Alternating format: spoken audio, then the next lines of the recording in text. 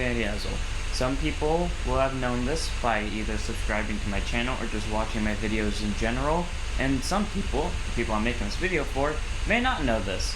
So, let's go ahead and get this started. As I said earlier, my name is Vanity Ezel. It's my YouTube channel.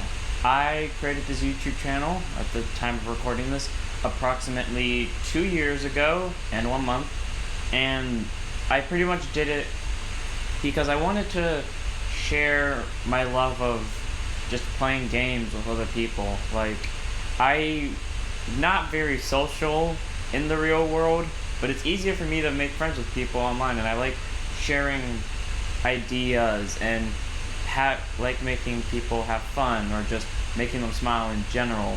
I like helping them with that. So I decided to make my YouTube channel.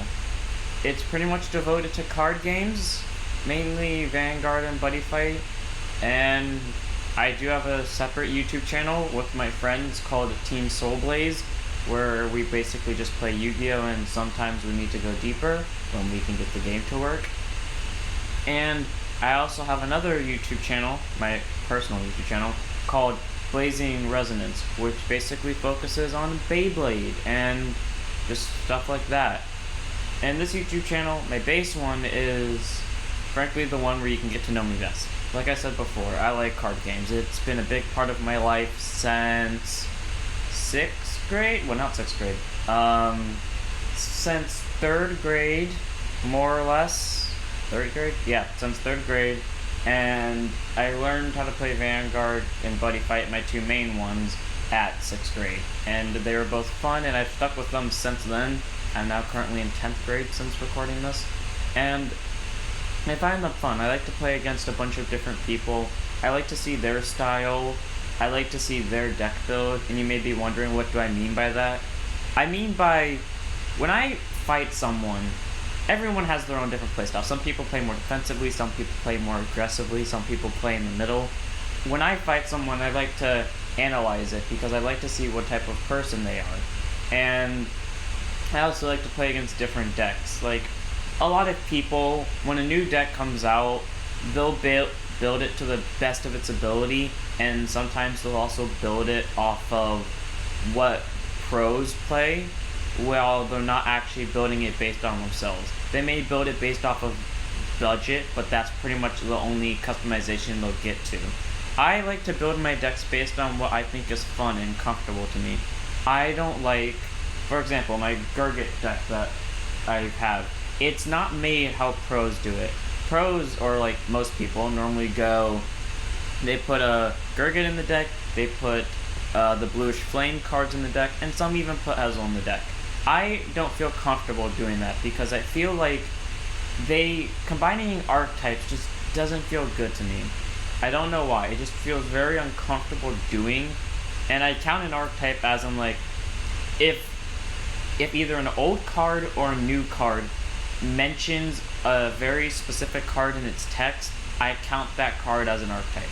For example, Ezel, one of the grade 3s literally states you have to have 2 Ezels in Soul to use its ability to its max potential.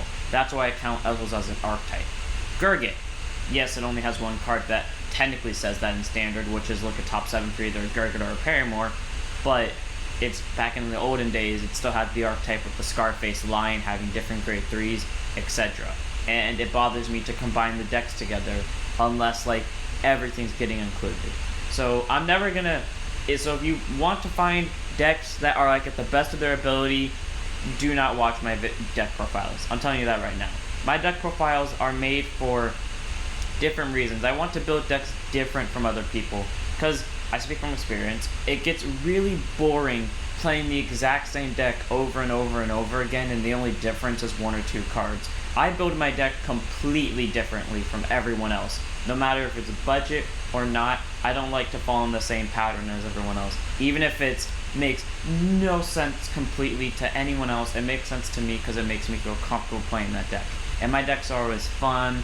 They're never stall-y, I guess. They're never stall-based decks.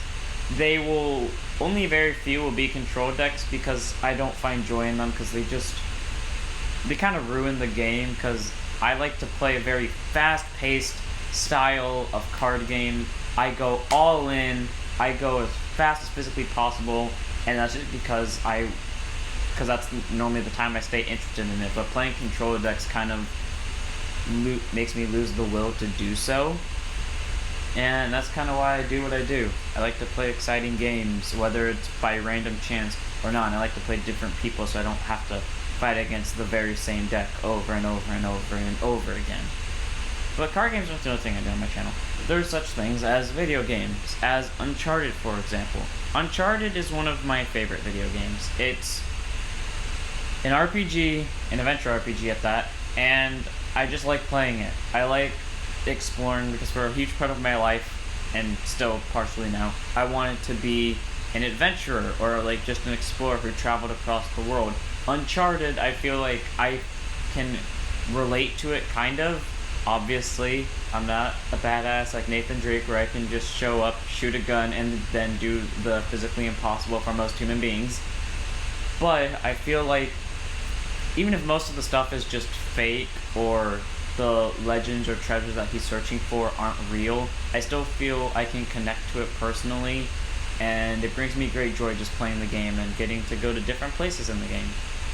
And speaking of video games, there are obviously my favorites. That's one of my favorites, not my main favorite. I mean, it's my main favorite on the PS4, but my main favorites come from level 5, a video game industry that I'm pretty sure is dying, which brings me great sadness considering one of the videos, or one of my main Let's Plays is from level 5, and then the Let's Play I have yet to do on my channel, which I really want to do, is from level 5.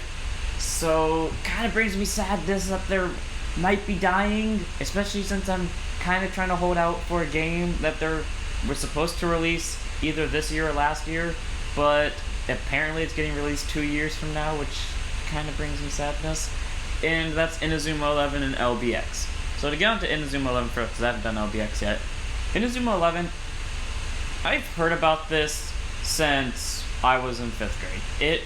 People would talk about, not many people, like I would hear about it on my TV like commercial and do Inazuma 11 something of something, and then I would hear like some people who played Inazuma 11, but I was never really into it because I was never really into sports back then. I'm still not into sports now, but fast forward like 3 years and I see a commercial for Inazuma 11 Aries. I think to myself, oh okay, it seems interesting with all the special moves there, because I just imagine Inazuma 11 would just be basic soccer.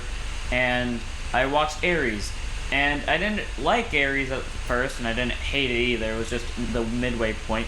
Then I found a YouTube channel, Tale of the Toaster. Some of you may know him, some of you may not know him. All I'm saying is this: he is the main reason why I like Inazuma 11. You can go sub to him. But after watching Tale of the Toaster's videos, I really fell in love with Inazuma 11. I fell in love with all the animations of the moves. I fell in love with all the training. I fell in love with all the dialogue. I fell in love with everything about it. And at some points I did end up crying to it, especially parts to it that I might never be able to play in real life. Not because they were in the one game that was never localized in English, despite the fact it already has its fan translation by the time I'm recording this.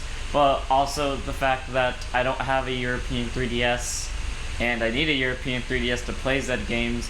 If someone has a European 3DS that they want to give me so I can actually play Go 2, Chrono Stones, and Go 1, and Inazuma 11-3, I will greatly appreciate it, because I really want to play one of those 3 guaranteedly, because it made me cry a lot when I was watching the anime, in a very sad moment, and then a very happy moment that just would make anyone cry, and if you don't cry to it, then you're not capable of human emotions.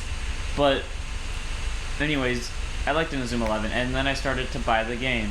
So I bought the first game on my 3DS, and then I bought the second game, because those are the only 2 that were ever localized everywhere, and then the other 2 are restricted to Japanese and European 3DSs, and I don't have either.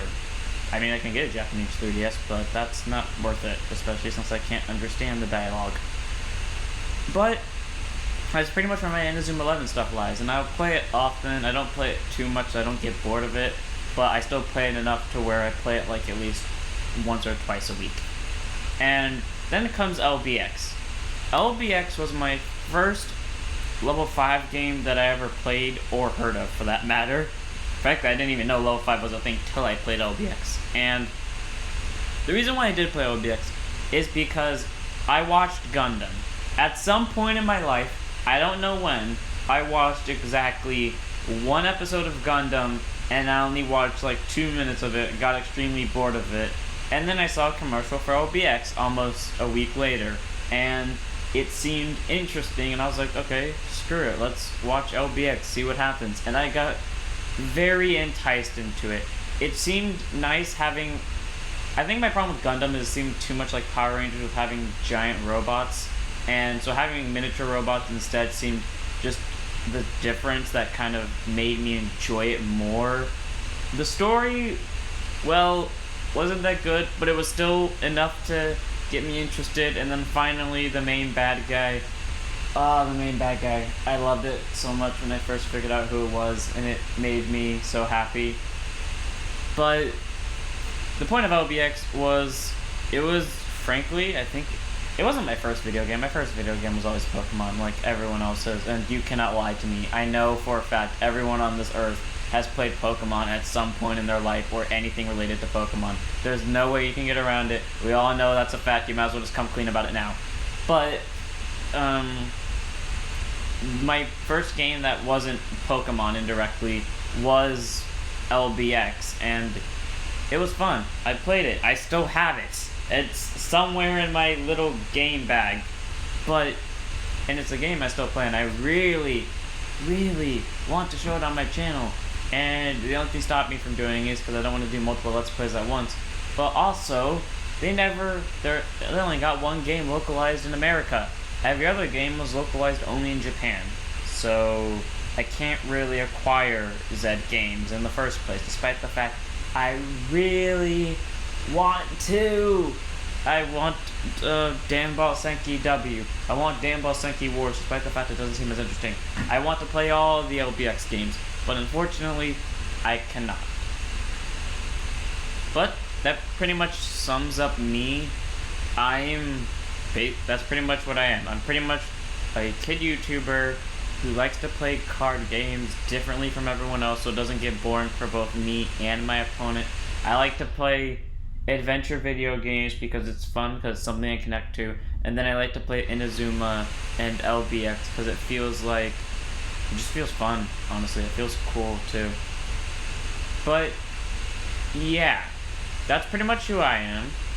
I hope, to the people that watch this, I hope you enjoy. You can subscribe if you want to. I'm not going to force you to, but I hope you do.